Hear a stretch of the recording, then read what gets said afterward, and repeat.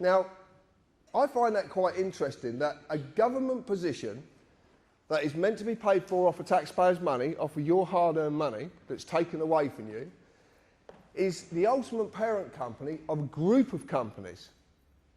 But it's meant to be a government department. So what's going on? But it gets deeper than this. It gets even deeper.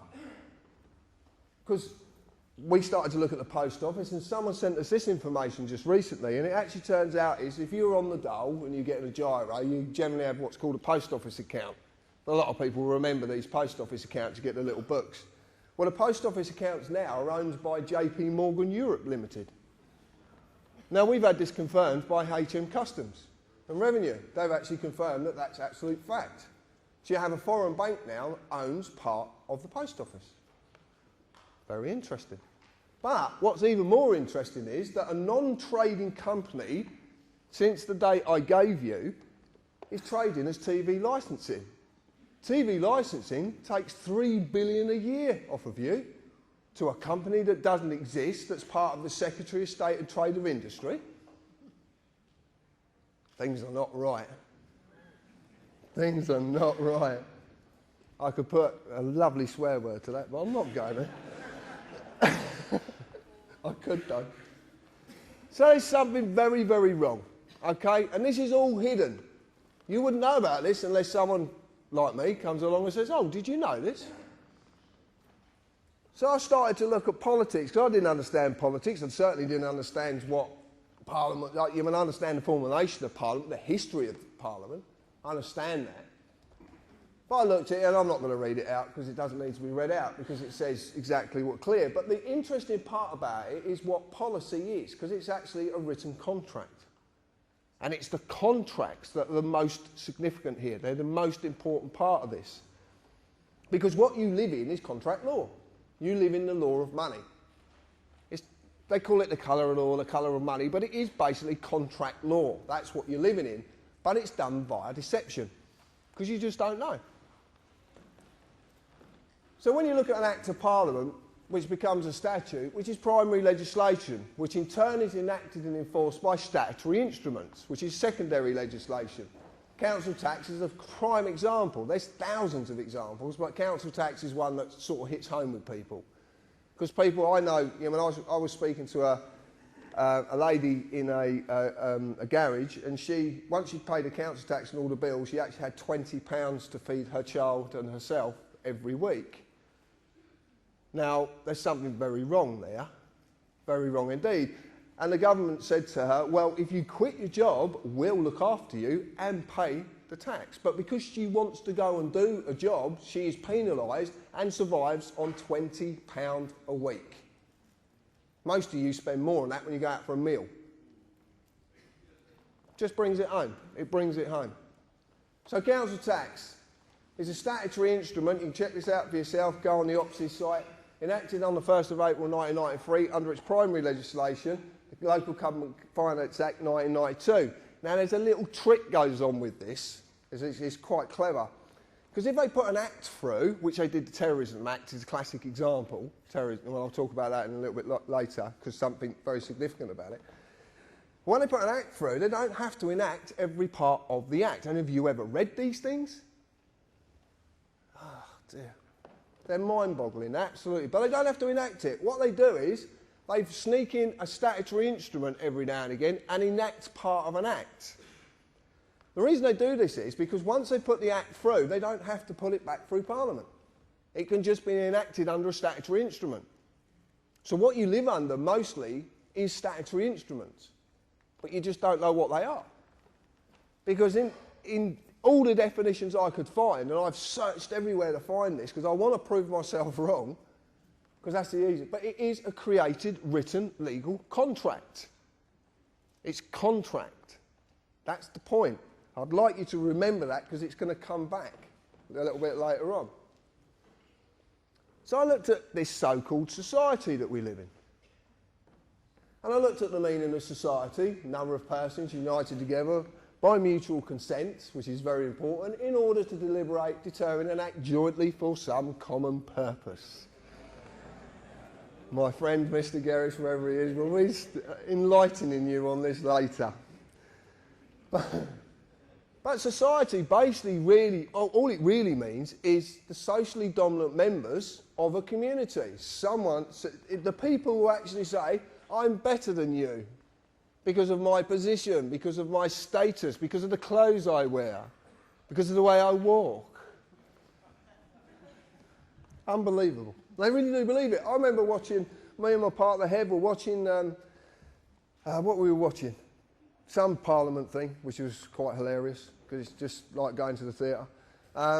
We were watching it, and Hazel Blears was in the panel afterwards, and she said, I've got a lot of respect for the ordinary people.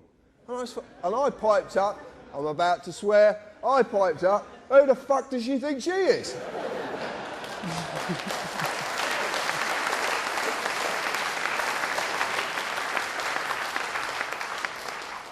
But it all evolves around this word, status. And there is no mistake that statute comes from the word status, I promise you. But I'll go into that a little bit later. The common purpose of our socially dominant members of our community is to maintain their social dominance off your backbone. And that is what's happening the world over. Okay? Doesn't matter, people tell me about New World Order and all this, and there's, yeah, okay, you believe in what you want to believe in. There's nothing, I can't tell you not to believe in nothing, and it's not for me to do. All I'm saying is the socially dominant members of the world want to maintain their social dominance, and the only way to do that is to keep you enslaved. And slavery is a harsh word, but it is the truth. And it's not about colour.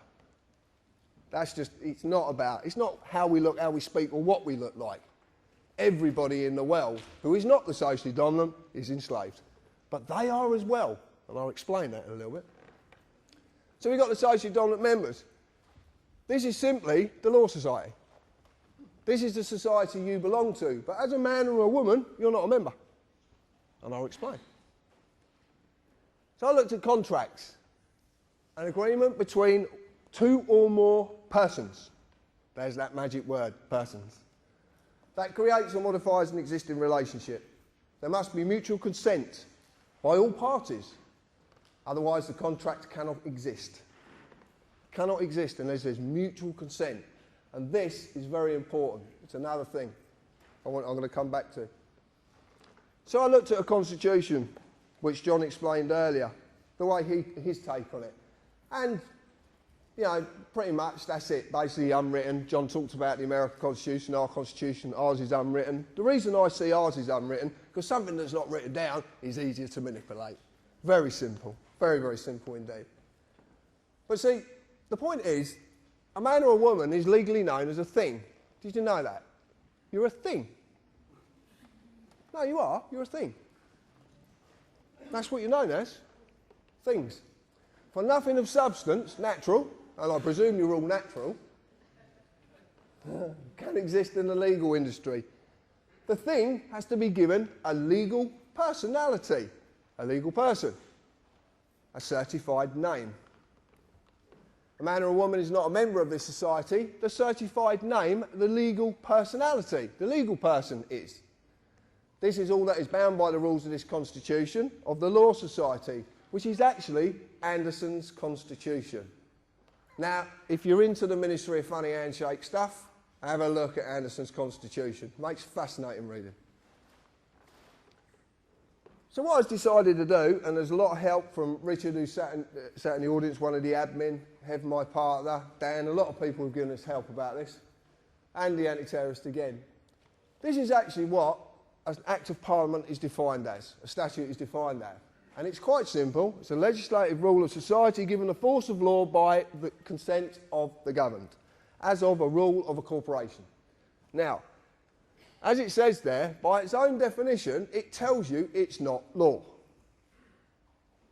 It can be given the force of law if you agree, but it doesn't mean it's law, because it says it's not. This comes from the neuter of Latin status, the legal character or condition of a person or thing that is actually a maxim. Do we know what a maxim is? Right, well, a maxim in law is an internationally recognised fact in law that cannot be disputed, rebutted, or even talked about. It is a fact. And maxims are very powerful. There's a lot of them that are good and there's a lot that are bad. So if you are going to use maxims, just use the good ones. Now, I've been attacked over this so much.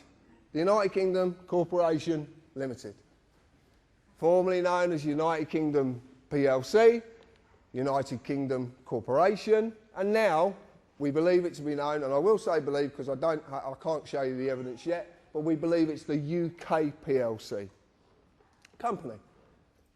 And it's on Dun & Bradstreet. So as far as I'm concerned, it exists. But I've been attacked, oh, you can't take that, it's just a website, blah, blah, blah. Okay, so if it doesn't exist, why is it in the Public Records Office being talked about on at least 3 occasions? Why is it there?